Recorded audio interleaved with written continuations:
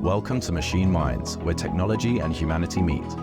I'm your host, Greg Tarusian, founder of Samson Rose, a recruiting and search business focused on the robotics and AI industries. The Machine Minds show is where we dive deep into the intricate world of robotics and artificial intelligence. As a staffing industry leader with a passion for the frontiers of technology, I'm pleased to be bringing you intimate conversations with the founders, investors, and trailblazers who are at the heart of the AI and robotics revolution. In each episode, we dig into their journeys, the applications of the products they're working on, and the breakthroughs that are shaping our future. Join us as we explore how these machine minds are transforming the way we live, work, and understand our world. Whether you're an entrepreneur, a tech enthusiast, or just curious about this amazing field, you'll learn something new with each episode. Let's delve into the extraordinary. Let's delve into Machine Minds. Hello and welcome to Machine Minds. I'm your host, Greg Tarusian, founder of Samson Rose, your robotics talent search partner. And on today's episode, we are joined by Jessie Frazelle, co-founder and CEO of Zoo, who developed CAD software for modern hardware design. Thanks for being on the show today, Jessie. Yeah, thanks for having me. Excited to be here. Great stuff. Let's jump into it. So normally I start with our guest's background, just so our listeners can get a better understanding about who you are, where you've come from, and got to this specific point. So can you share with us what initially drew you to technology and specifically the fields of software development?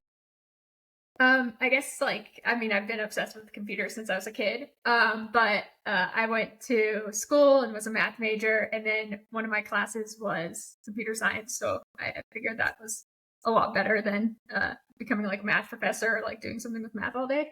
And yeah, out of college, I got a job working on software. And then I got really interested in how apps get deployed.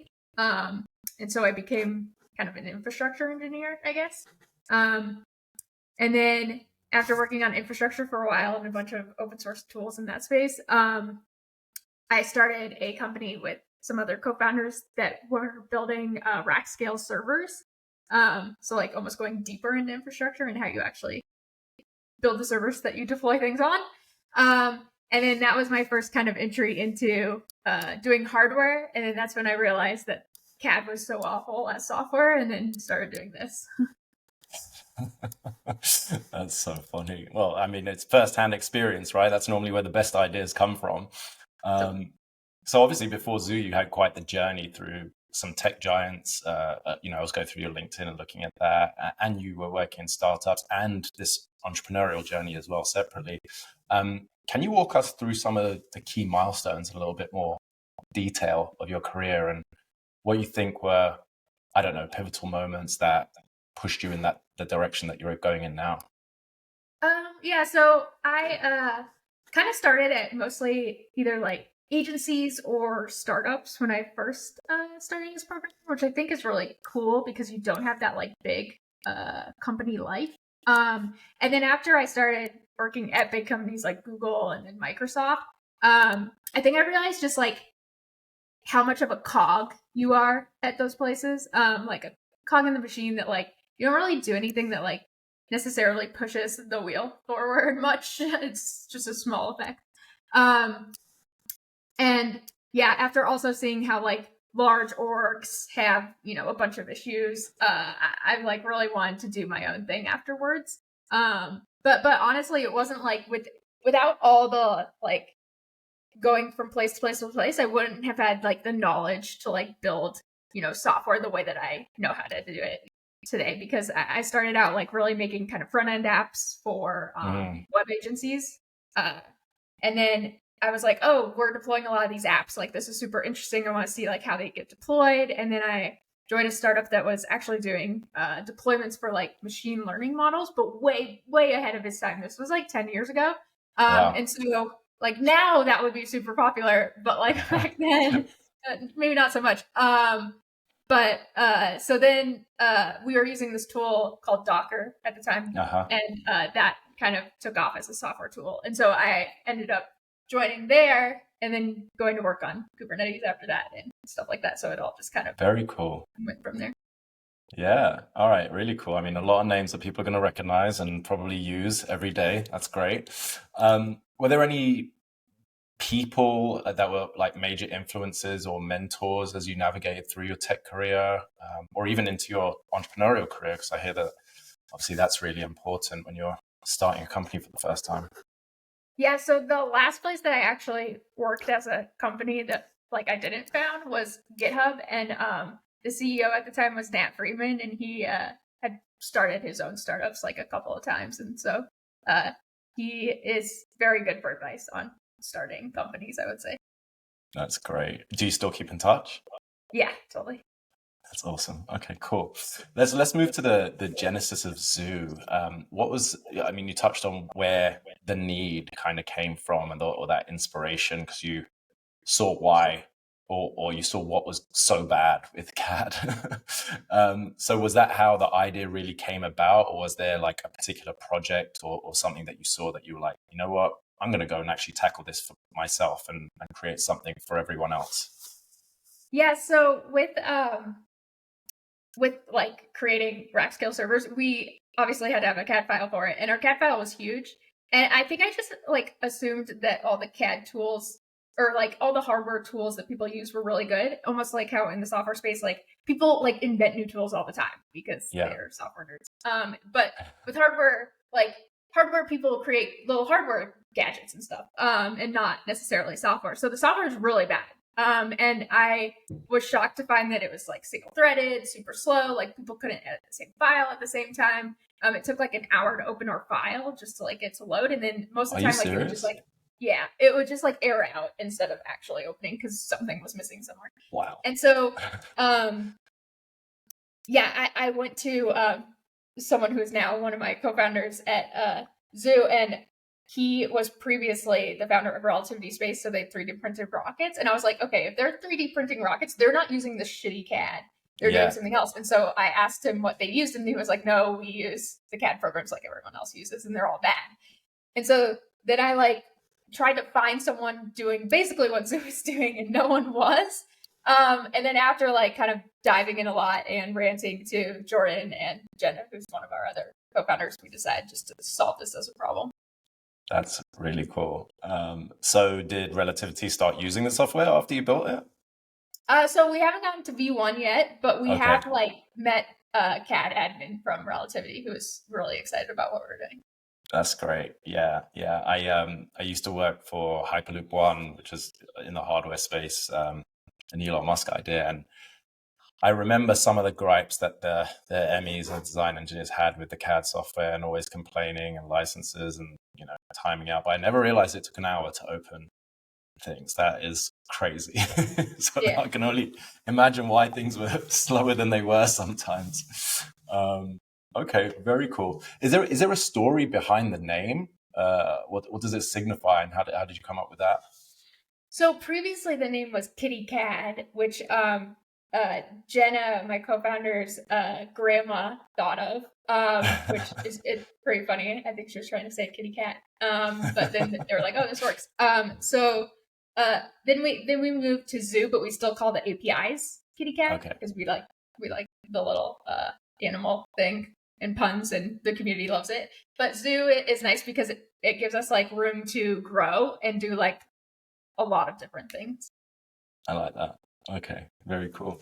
So let's talk about some of the challenges and triumphs. Obviously, transitioning from roles in more established tech companies to starting your own company, that must have come with its own set of challenges. It sounds like you've got some experienced co-founders there, which is great. We had Jenna on the show, actually. I know the work that Jordan's done and everything, which is really must have been really helpful as well. But can you share a couple of like the biggest hurdles that you've faced in this journey? Yeah, so I guess so at the first startup that I founded, that was like it was a very new experience. And having worked at startups, I did have an idea, but having come from big companies, it is a different mindset because at a big company, you're so comfortable just like going with the flow, like it's just like there's not like the agency, I guess, that like you have with a startup. And so I wouldn't say it was a hurdle, but it's like getting that agency back is one of the like most amazing things in life, I would say. Like being able to just do what you want when you want, and realizing that like, yeah, you're going down the right path. That is the way that you should go. Yeah, sorry, that's not necessarily a hurdle. I guess the other thing is like not having just like infinite money. Because in big Yeah. companies you have infinite money and you don't stress about that stuff. So there's kind of a difference there. Yeah, especially being an employee, right? If you're, I guess, well, two things. One, if you're a head of department and you are holding budget, you probably watch it a little bit more carefully. But if you're an employee, it's so far removed from you. You're like, hey, we're a big company. It's fine. If they want me to do the work, they're going to approve the budget. But when you're an entrepreneur and you're juggling everything, plus looking at your balance sheet, you're probably like, can we really do this? Is that Yeah, really the best use of resources? totally. Yeah, that's definitely tough. So the getting the agency back sounds like something that was pretty rewarding. Anything else since founding Zoo that you've found that's been rewarding or refreshing, or maybe that made you think like, wow, I should have done something like this sooner? I mean, honestly, yeah, I wish I would have like started companies sooner, but I also think having the knowledge of what I dislike so much about big companies and like places that I've worked, and like having seen like, someone get hired above you that isn't that smart, and like that Yeah. feeling, like there's like several people that now like work at Zoo and the previous company that I founded that have also felt that feeling. And so it's like you can almost prevent bad things from happening by having experienced them yourself. So I don't regret like going through that, but like there's since times where I'm like, man, if I just got started sooner, like I'd be so much further by now. But yeah. That's super valuable. I always think that as well. Sometimes I wonder, I mean, this is no shade towards early in their career founders that, start a company straight from college or during college and go straight into it, because obviously there's tons of success stories there. But sometimes you wonder like how many missteps happen along the way because they've never experienced something in a different environment, or being an employee, being on the other side of the fence. You might have been an intern before, but it's very different to managing a team for a different company or being in a big company compared to a startup or anything like that. Some of that life or career experience that you can bring now, or you can at least, to being a founder and building your own team. Yeah, because I think like I think there's a lot of alpha to it, because like a lot of founders who had never worked at a big company or like experienced it before, their first move when hiring like executives is to get that person that looks really good on paper, Yeah. like has all their credentials, and like they're basically from central casting, but they aren't good. I mean, like, no shade to those people. I'm sure some actually are good, but most of the time they aren't, and they don't do anything, and it really demoralizes the team under them. And yeah, I just have like a huge kind of beef, I guess, with most middle management, and so we would never make that mistake, but I'll probably make a bunch of others. Yeah, I mean, you've got to make mistakes to grow. But just to piggyback off what you said, I couldn't agree more. I have this conversation a lot with founders and leaders, and sometimes it's strategic. They're like, we need, and I'm going to use these as examples. They may or may not have been said to me in the past before, but we'll leave that for something else. But hey, we want someone from Tesla or SpaceX because that's what our board wants to see, or we need someone who's done X because that's going to help us raise our next round. And like, there's some merit to that. I get it from that, but it's not the best long-term thing for you, because if you're like, I want to hire someone who's been a director at Apple to come in and start this, there's so much more that goes into that thought process about what they've done, how hands-on they are, the resources they've had, the environment they've worked in, how scrappy they're going to be in your environment, instead of just, they have to have gone to MIT and they have to work to Apple and then that's what we want to hire, which decent data points, but it has to be more granular than that, especially when you're an early stage company. Totally. Yeah, because most of them, like, they just build enterprises under them, like a huge team. And it's like they're not going to be hands on. Oh man, yeah, I've been internal at a company, part of the recruiting teams, and dealt with that, because they're like, oh, we need this. We're going to give them an SVP title. Perfect. All right, we'll get them in. And I was like, well, when this person comes in, they're going to want to hire their own. Oh, but we don't have the budget for that. They need to be a doer and roll up their sleeves. I'm like, but that's not who you're hiring. So then they hire them, go against what's told, and end up asking for a 25-person headcount in this big org. I'm like, they've spent 3 weeks building out an org chart. no Yeah. work's been done, but we're not going to hire all these people. Yeah, Totally. oh, it's funny. Well, that leads me nicely onto the team dynamics and culture parks. It sounds like it's something that you're very passionate about through your own experience and what you're trying to build at Zoo. So how crucial has it been to build the right team at Zoo? You've obviously got great co-founders, but outside of that, and what qualities do you really look for in your team members? Yeah, I mean, I think other than like focusing on building a good product, the team is like the most important, honestly, because I mean they go very hand in hand. We really like look for self-starters, people who are really motivated about what we're building, because if everyone's kind of aligned towards this finish line, you don't need like a lot of management. Like I'm really lucky that we have this super senior team where I don't have to manage, so I get time to code a lot. Nice.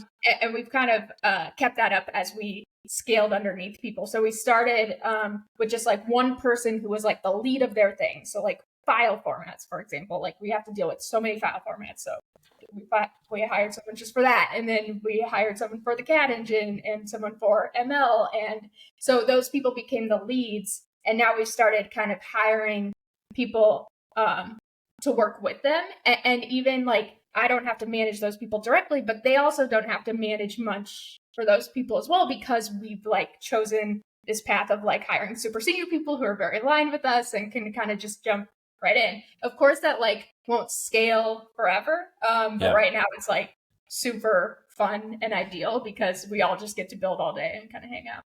That's really cool. I'm curious how, I guess this is more me.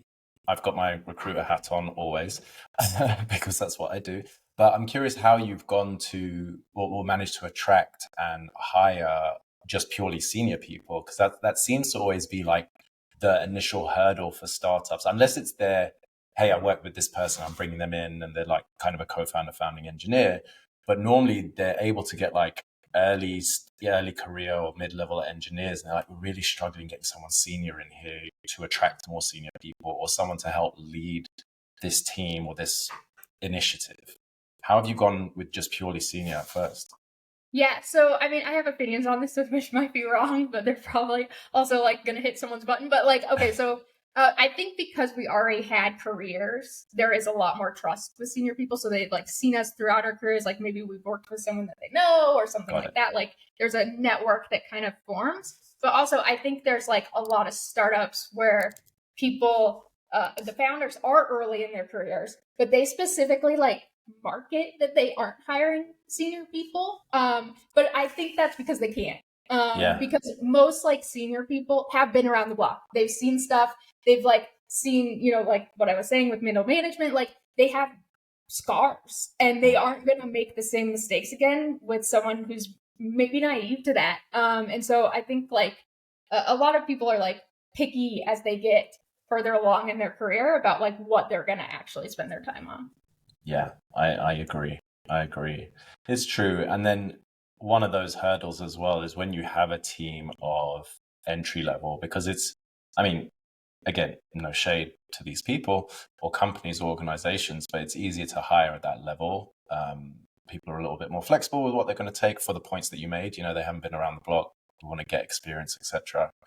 But then I don't want to say a self-fulfilling prophecy that you can't, I guess it is, that you can't hire senior people, because then they're less likely to join because of the makeup of the team, the caliber, and then also the interview process. I don't know if this is something that you've experienced before, but I've had people come back to me and been like, I like the concept, I like the idea, but like that was a really weak interview, which is weird for someone to say, but they're like, they just didn't challenge me technically. They kind of just, and you know, when I dig into that a little bit more, it's like, well, we took it for granted that they were great because of the insight I gave them and to the person, but also where they've worked.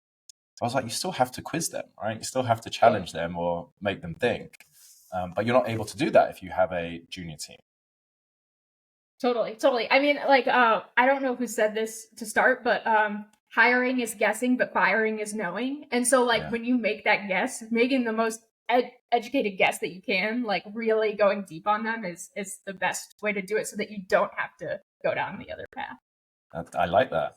Hiring is guessing, but firing is knowing. Yeah, that's cool.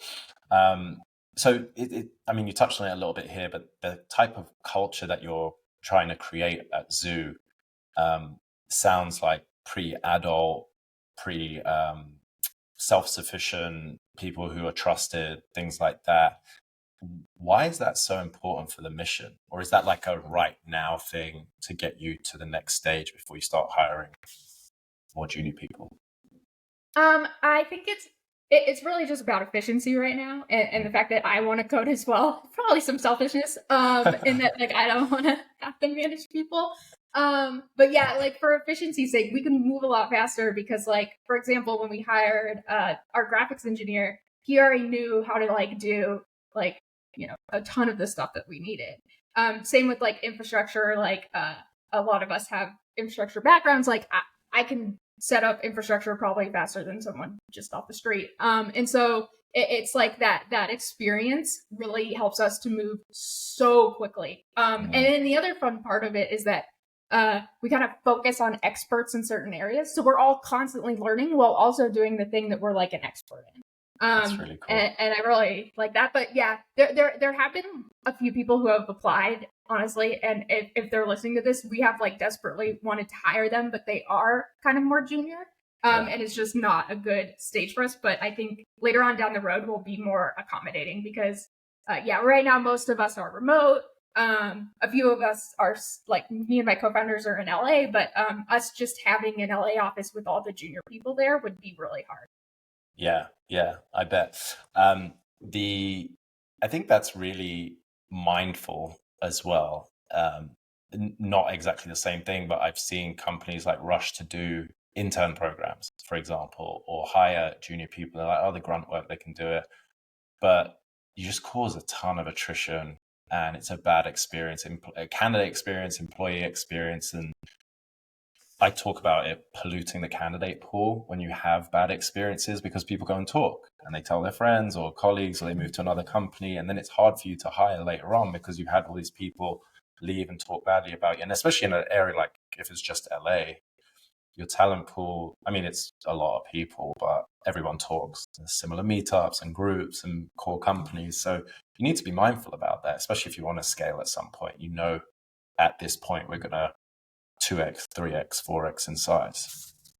Totally. So we did actually have an intern who became a full-time employee, but only one. And she has been absolutely amazing. She's also like a super self-starter, like crazy good at riddles. Really? And so she's been able to figure stuff out. And I've like joked with her about like we were probably the worst place to intern because we don't like hold people's hands and like somehow she figured it out. But we like didn't want to risk it again after that because we got really lucky with her.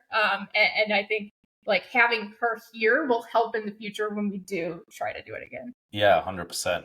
I think a one-off is fine, but a full-on program, people are sometimes senior engineers. And, a lot of time in early stage companies, it's like senior by title or lead or head of, but not really with their experience. And then they're like, all right, now I have 3, 4, 5 interns underneath me. What am I going to do? I haven't done any work to make sure they're productive or having a good week, or how have I monitored that they're being, useful at the company. So yeah, it's all little hurdles that people need to try and overcome. Totally. How would you describe, again, you've touched on it a little bit, it sounds like pretty hands-off and trusting, but your leadership style, and since starting the company, how do you think that's evolved over time? Yeah, I would say it's nuanced because I'm hands-off in some things, but I'm like super hands-on on others. Oh, really? Which I think like sometimes my co-founders joke about. Like code, I am super hands-on with code. Like I will touch like any part of the code base, and also if like something goes weird in the code base, I'm like, why is this like this? And so there's certain buttons you can press with me where I will be like, no, this is wrong. But then there's other things where it's like, we started this like video series of touring hardware companies, and like I was just like, oh yeah, let's just do it. Like I had like very little opinions on it because it's just like that's not my typical wheelhouse. But when it comes to something I like really know about, I'm gonna be like super nitpicky about it. So I think like we also like I don't micromanage the people who are the experts in their thing. Like that's not what I do with the code stuff. But we give them problems to solve, and then I kind of trust them and bet on them to come up with the right solution and to do it within like a normal amount of time. And we've been like pretty successful with a lot of those bets that we've made. And so it makes me just want to do it more. But yeah, so I would say like everyone kind of codes in their little like areas. I jump around a bit, but yeah, it's a mix of both hands off and hands on. It's hard to explain.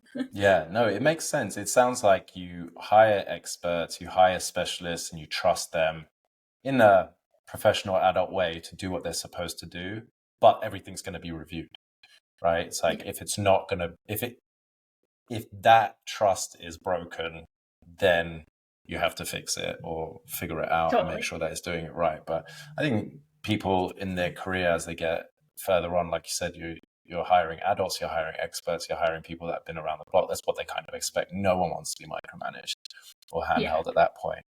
And you're hired for that purpose. I don't know if you have this just came to me, and I want to, for anyone that's not familiar with the type of software that you're building or CAD, do you have like a elevator pitch or highlight of, if someone said, hey, explain Zoo to me in a nutshell, can you do that before I jump onto the next section? Yeah, I mean, I guess, so it's a more modern approach to CAD in that it actually uses the GPU for math, so it's a lot faster. But it also is completely programmable in that you can click and point just like you would a typical CAD program, create a circle, like extrude it, create a cylinder. But that's all generating code. And so you can also go in, edit the code, and it changes your model. And so it gives like a lot of room for like automating things, generating things. Yeah, it's just much more modern approach to CAD. Love that. Okay, cool.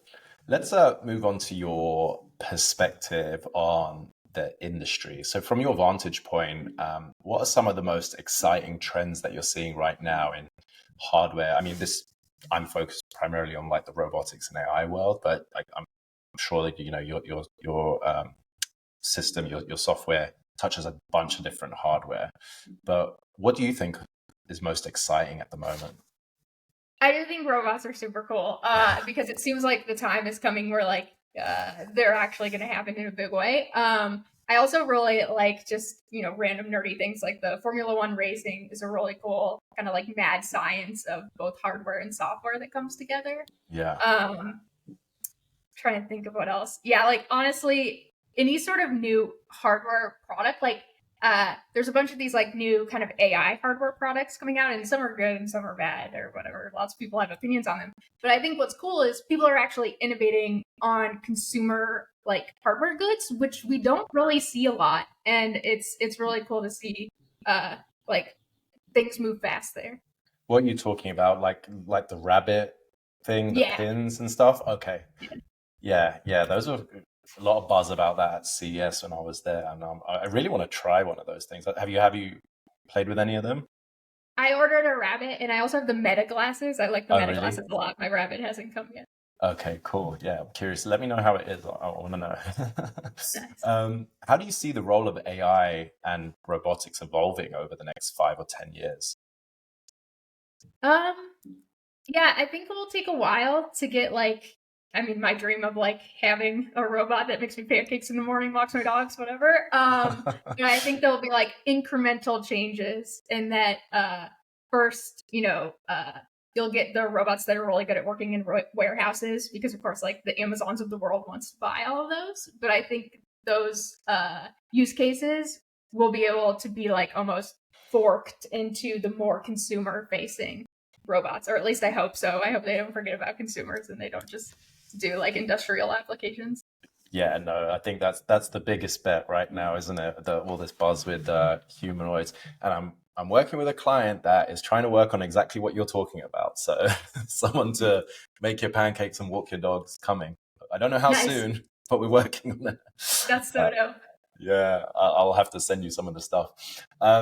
Well, so what's next for Zoo? Are there any upcoming projects or specific direction that you're trying to, or that you're particularly excited about that you want to take the company? So right now we're working really hard towards V1, which means that our CAD engine and the actual like GUI itself that you can use is feature compatible on the primitives with like SolidWorks, CATIA, all the incumbents. And so that's like a huge milestone for us. And then after that, we're gonna probably, even make it even better, but like work on, other things, because the next thing you'd want to do is like, manufacture a part. But there's also a bunch of machine learning applications that are going to be integrated into our app for generating CAD models and generating, code on the left-hand side of the pane for your model as well. Exciting. Very exciting. Are you working specifically with any clients to test the product, or is it just like speaking to specific people in potential customers and getting their feedback, or, their user wants and needs? Yeah, so there's a bunch of people who try the app all the time, which is great, and like thank you to all of them for giving us feedback.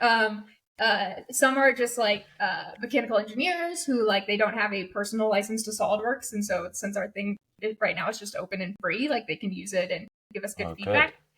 And then they also give us feedback when it comes to like, oh, if we were to use this as a company one day, like we need X, Y, and Z.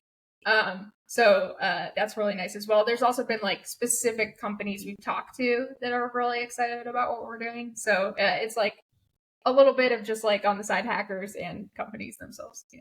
Nice. So is that me just reading into this a little bit, is that an open invitation for companies if they're interested to try it out, just get in touch? Yeah. And they can just, honestly, they don't even, obviously like talk to us, please. But if they don't want to talk to us, they can just use it. Oh, that's cool. Okay. I didn't know it was just open. All right. Exciting. Well, before we wrap up, is there any advice that you would give to budding entrepreneurs or mechanical engineers, design engineers, anyone in the space that's either trying to break in, start something, or get ahead in their career? Because you've done a lot. You've done a lot up to this point, entrepreneurial and professional, like being an employee. Yeah, I would say, I guess, don't be scared of doing the hard thing, because it's really fun and it's really rewarding when you pull it off. It's like easy to look at other like companies that are doing stuff and being like, oh, they're moving so fast, but it's like they're doing 1/10 of what we're trying to pull off. Hard things are super fun, and like I guess don't be scared by them. Amazing. Well, look, thank you so much. Where can people find out more about you, follow you, your journey, Zoo, and all the new updates? Yeah, so zoo.dev is our website, and then we're also zoo.dev, like spelled out, on Twitter. And then I'm Jess Fraz on Twitter if you have any feedback or want to give me anything. Perfect. Well, thank you again for being here, Jessie. I really appreciate it. And I look forward to seeing V1 come out and all of your latest updates and progress. Yeah, thank you so much for having me. My pleasure.